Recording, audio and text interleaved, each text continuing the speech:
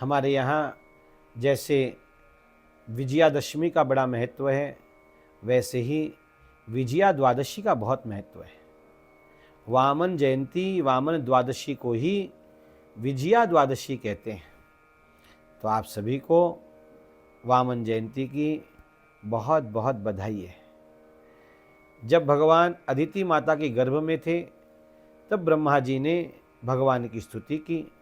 स्तुति के श्लोक मैं कह रहा हूँ, संभव हो तो आप इसको दोहराइए, नहीं तो श्रवण करिए।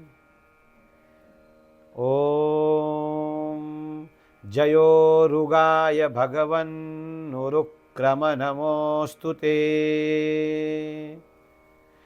नमो ब्रह्मण्य देवाय त्रिगुणाय नमो नमः। नमस्ते कृष्णिगर्भाय वेदगर्भाय वेधसे। त्रिनाभाय त्रिपृष्ठाय शिपिविष्टाय विष्णवे। बोलो वामन भगवान की जय।